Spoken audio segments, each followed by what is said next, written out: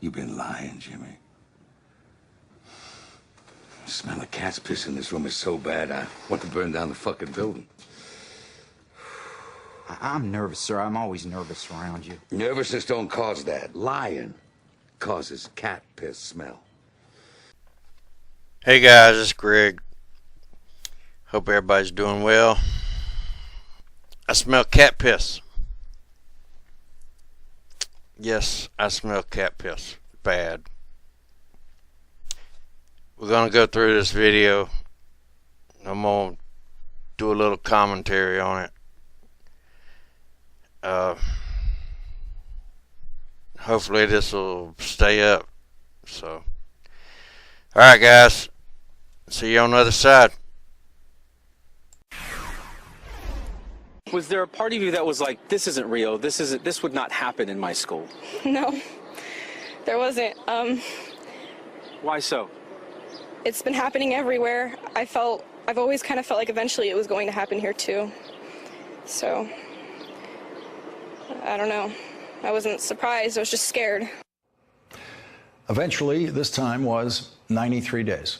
That's how long it has been since 17 people were killed at Marjorie Stoneman Douglas High School in Parkland, Florida. Today at Santa Fe High School, at about 30 miles outside of Houston, Texas, 9 students and 1 teacher were killed and another 10 people injured after a shooter opened fire. The suspected shooter is a 17-year-old high school junior who police say was armed with a shotgun and a .38 revolver. Tonight, he is in solitary confinement and charged with capital murder. Law enforcement say they found 4 pipe bombs in the school and other explosive devices in a car and the suspected shooter's house. Texas Governor Greg Abbott said at a press conference today that there were no red flag warnings.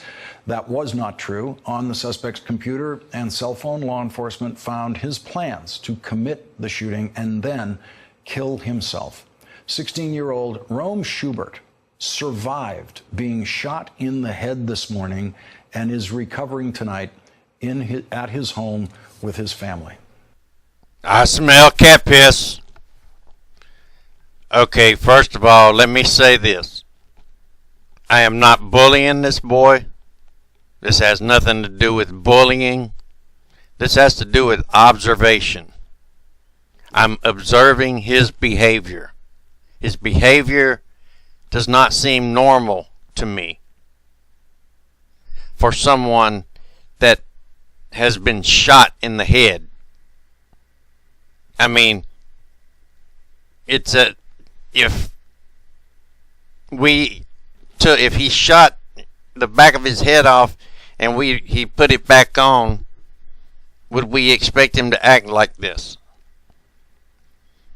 The bullet left an exit wound that you cannot see, and I don't care how clean a bandage you put on there during that interview, it's going to bleed. I'm sure they put stitches on it, but it's still going to bleed. It's going to leak. Alright, the head wound, why do we not see the entrance wound? Nobody shows the entrance wound. Alright, with that said, well, first of all, from where he's saying that the doctor said that if it had been this much closer, he would have been paralyzed. That means it would have hit his cortex. That means that it went through his brain.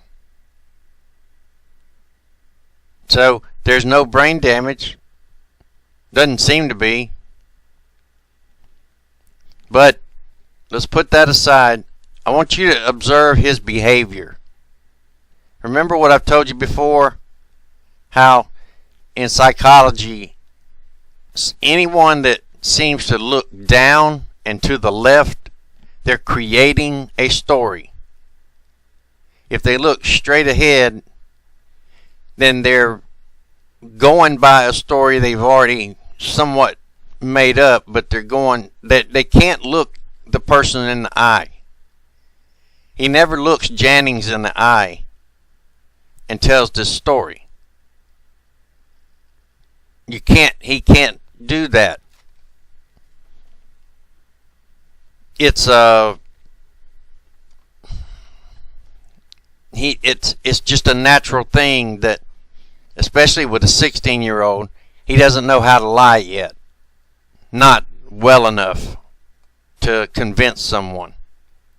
So it looks like they grabbed the wrong person for the catastrophe Thespian. He should have been the understudy or the understudy. Because I haven't seen another word about Rome Sherbert. Haven't heard another word about him. I don't think he's going to be the one to come out of this as the hero. I think it's going to be Paige Curry. But anyway, just observe his behavior. Watch him turn his neck. Lord have mercy. Can you imagine the pain? That would hurt like hell, turning your neck. And then he bobbles his head up and down when he's talking about the baseball team. You know, and he kind of tenses up and stretches a little bit like, you know, we're stout, we're strong. He wouldn't be able to do that.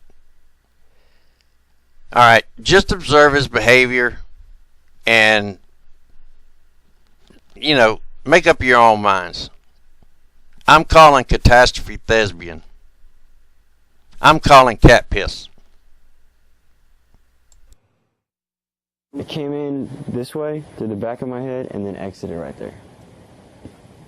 How lucky do you feel? Yeah. The doctor said that if it would have been any up, any down, any left, any right, that I would have been paralyzed or killed. I mean, when the doctor tells you something like that, what do you think? I just think I'm probably about the luckiest guy alive right now. Joining us now from Santa Fe, Texas, MSNBC's Chris Jansing, who is with Rome Schubert at his home. Lawrence, I just talked to Rome's mom. She's an ICU nurse. She finds out her son has been shot in the head. She knows what the statistics are. She knows how desperate the situation might be, and she's driving there, and you can just imagine what's going through her head. And yet, here he is, Rome Schubert, on his front porch tonight. Your mom also told me she cried for hours this afternoon, I think partly out of relief, partly out of grief at what's happened to your high school. How are you doing? Definitely. I'm doing pretty well. I feel a lot better than I did earlier. You actually have an entry wound and on the side of your neck, Yes, ma'am. Yeah. an exit wound. Let's go back to that moment. When did you realize you're in art class, it's the first period of the day. When did you realize something was very wrong? Just normal day as it started out, and then loud bang, my ear starts ringing, another loud bang follows that one. I didn't know what it was. Mine was going crazy, had no idea what was going on. I jumped under the desk and flipped it up in front of me. A lot of more loud bangs. Just kind of freaking out at that point. Everybody was yelling, everybody was scrambling.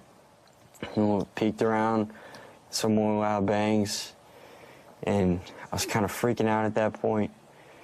And look over at the door, and I guess he had walked out for a little while. And I ran out the door, jumped over a wall, started running into the parking lot. Had no idea I was even shot until I looked down at my shirt and dripping blood everywhere. I was running fine, I was talking, had no idea that it even went in and out.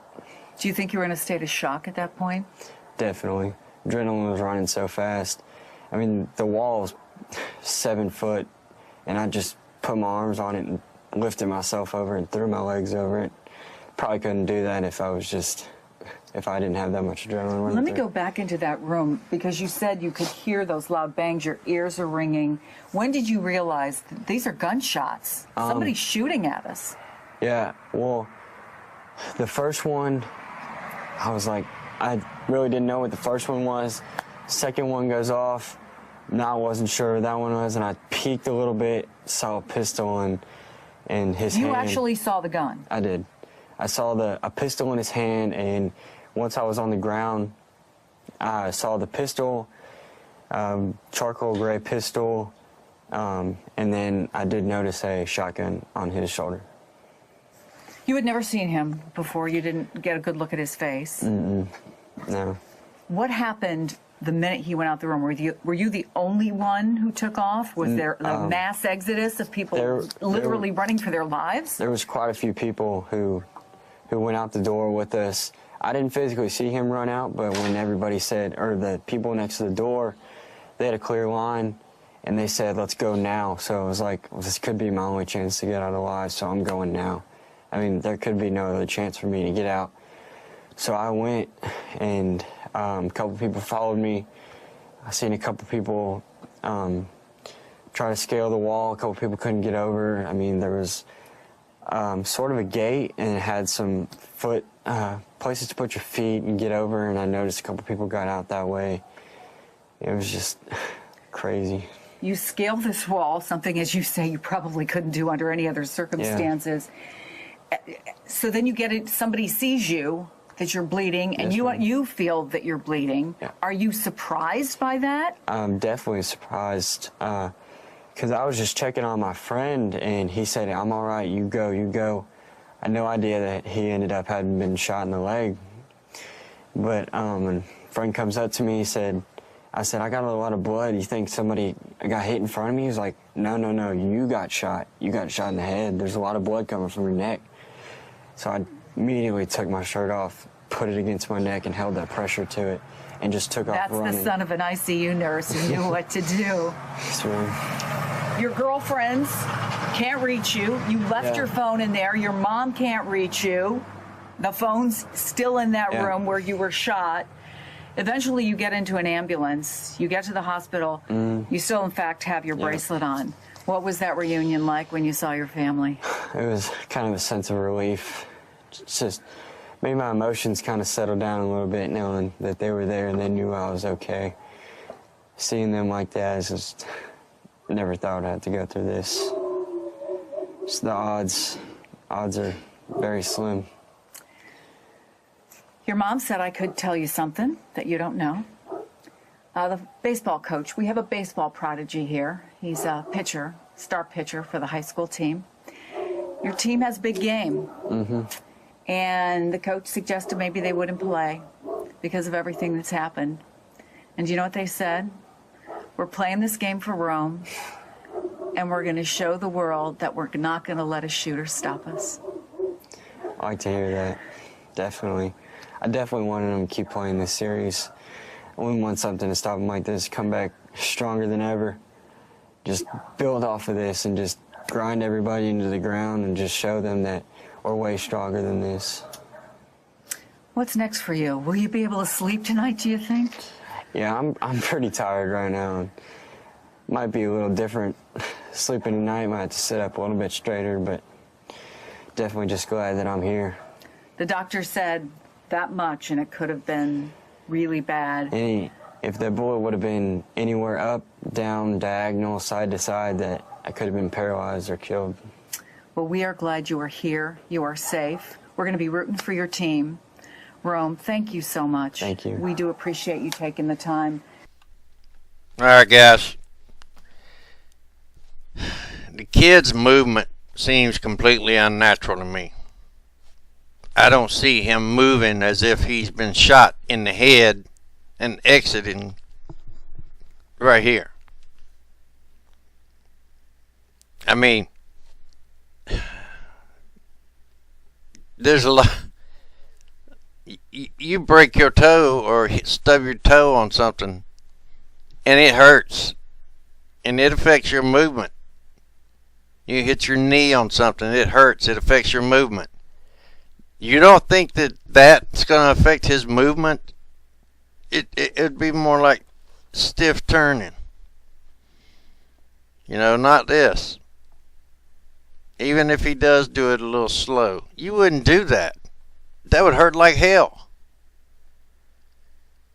And, like I said, I hope you watched his behavior, watched his eyes, watched the way he talked, the way he sounded. Like he sounded like he's making the story up. Now, I'm not bullying anybody. I I'm just going by my observation. Personally, I think the kid is lying. Okay? I should be entitled to my opinion. I believe that's listed in the group YouTube into the contract. I should be entitled to my opinion. So,